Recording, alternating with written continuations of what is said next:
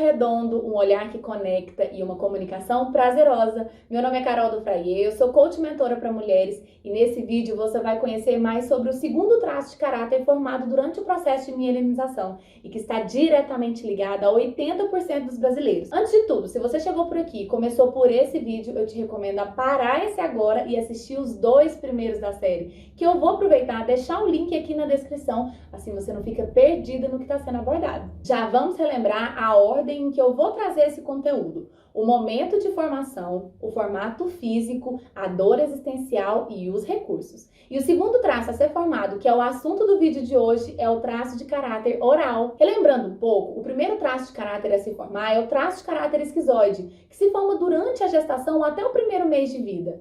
E quando passa essa fase, o bebê continua crescendo e a mielinização do sistema nervoso continua avançando. Após a gestação, a criança vive um segundo momento, já estando em um outro mundo, já tendo os primeiros vínculos de relacionamento. E esse é o momento de formação do traço de caráter oral, a amamentação, onde a mielinização está acontecendo no início da coluna cervical. E só pra gente lembrar, a mielinização iniciou lá no cérebro e tá descendo pela coluna. Nesse período, a criança entra na fase de percepções sensoriais. Visão, olfato, audição, tato e paladar. Sabe aquela fase em que a criança coloca tudo na boca? É exatamente essa. Isso porque ela percebe o mundo pela boca. O corpo físico do traço de caráter oral, como todos os outros traços, é desenvolvido para que eles não revivam a dor existencial. E sendo assim, o sistema nervoso molda o corpo dos orais mais redondinho, fofinho e com aspectos mais infantis. Suas pernas são mais curtas e o olhar é tipo esse aqui da tristeza, que vem quase com um pedido de cuida de mim. Mas olha esse olhar aqui, esse é o olhar de um oral que tá pedindo alguma coisa, não dá pra resistir, né? Você conhece pessoas assim? É muito difícil dizer não pro oral, porque quando ele pede, ele coloca muito sentimento em tudo. E agora nós vamos entender o motivo do corpo ter se formado dessa forma. O formato do corpo físico do oral é devido a uma dor existencial que ele sentiu no período da amamentação. E assim como no último vídeo, eu vou explicar como essa criança sente e percebe essa dor que molda o seu corpo. Só que antes de continuar, eu preciso e quero fazer um alinhamento. Respira. Lembra que eu falei no último vídeo? Nada aqui é sobre a mãe. Eu não tô falando das intenções dela, eu tô trazendo como o sistema nervoso da criança registrou essas interações com o mundo. E enquanto você respira, já deixa seu like e se inscreve aqui no canal. E não esquece de ativar as notificações. Agora que você já conseguiu visualizar o formato físico do oral, vamos direto para a dor existencial. Essa dor é causada porque a criança registra no seu sistema nervoso a informação de que alguma necessidade básica dela não foi devidamente atendida nessa fase. Eu não tô falando que a mãe deixou de cuidar, deixou de fazer, deixou de atender, e sim que não foi devidamente atendida. Ela podendo ter sido atendida tanto de mais quanto de menos.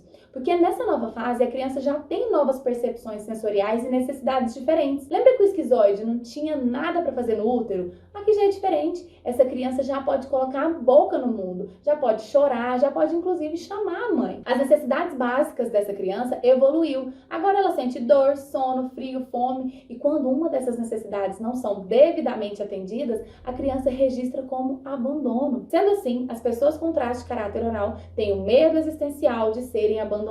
Nessa fase de amamentação, é muito comum a mãe colocar o peito, a chupeta ou uma mamadeira na boca da criança sempre que ela chora. Não era fome o motivo da criança estar chorando, mas era, por exemplo, porque tinha um bichinho dentro da roupa dela ou porque ela estava suja. Só que a mãe coloca o peito ou a chupeta na boca dela para resolver esse choro.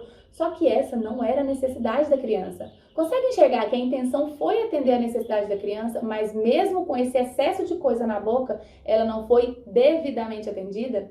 A criança até tenta se preencher com aquilo que é colocado na boca dela, mas a sua necessidade era outra, então ela não consegue se preencher. E o de menos também acontece. A criança, por exemplo, chora, a mãe chega no berço, dá a chupeta ou uma mamadeira e larga a criança lá. Consegue se colocar no lugar dessa criança? Tem algo de ruim acontecendo e justamente na fase onde a sua forma de resolver as coisas é pela boca, você recebe algo lá, só que não é a solução da sua necessidade. A criança nessa fase está com um monte de sensações e percepções sensoriais na região da boca e dos braços. E quando ela chora, ela acaba sendo sufocada com algo na boca. só que a necessidade real não está sendo atendida. Ou então, quando ela recebe alguma coisa na boca, ela fica ali sozinha, abandonada. E essa diferença, se o que ela recebeu foi de mais ou foi de menos, vai refletir diretamente na mente e, consequentemente, no corpo. O que por aqui eu vou chamar de oral da falta, que mamou de menos, e o oral do excesso, que mamou demais e teve tudo em excesso naquela fase. E isso é uma das características dos orais, sempre precisarem de mais. Mais comida, mais contato, mais atenção. E como eu falei no vídeo anterior, toda dor do traço traz consigo recursos. E o principal recurso do oral é que ele desenvolve a capacidade de se comunicar, se conectar e sentir. Percebeu que eu tenho oralidade, né? E para garantir que essas suas necessidades sejam atendidas, o oral desenvolve uma habilidade incrível de se comunicar, de falar e de se conectar às pessoas com muito sentimento. São pessoas extremamente sentimentais. Sabe aquela pessoa que ela não entende o que você fala, não entende as coisas, ela simplesmente sente?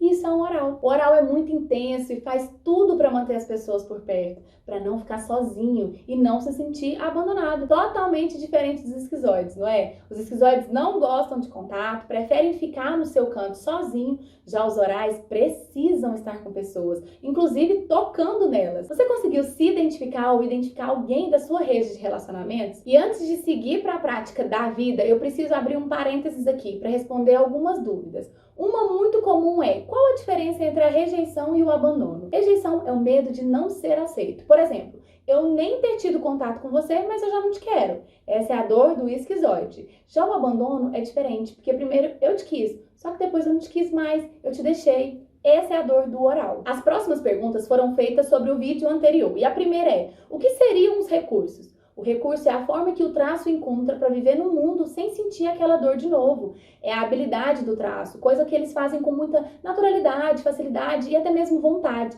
Algumas pessoas podem até chamar de dom, porque ele não vai ser necessário um esforço. E a outra pergunta é: como faço para viver no recurso? É simples e pode parecer uma resposta meio ríspida, mas não é. Para viver no recurso, você não pode estar na dor.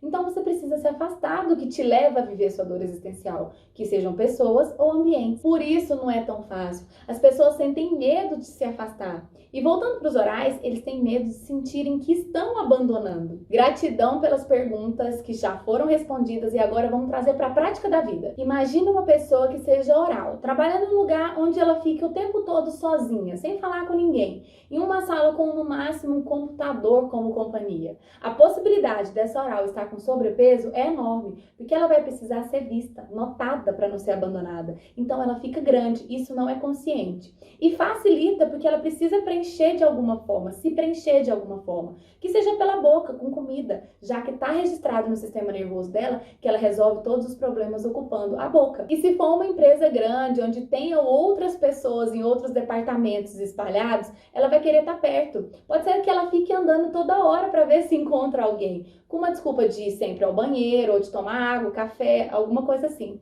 Olha o tanto que ela está se sentindo abandonada. Isso vai levar ela diretamente para a dor. Fez sentido? E para finalizar, conta para mim nos comentários o que você achou desse vídeo. Se você conseguiu enxergar alguém nesse traço. E se você tiver alguma dúvida, deixa aqui que eu respondo, hein? E no próximo vídeo nós vamos falar sobre o terceiro traço de caráter que se forma durante o processo de mielinização do sistema nervoso. E se você ainda não curtiu esse vídeo, já aproveita e solta o dedo aí. Te espero no próximo vídeo. Gratidão e um super beijo!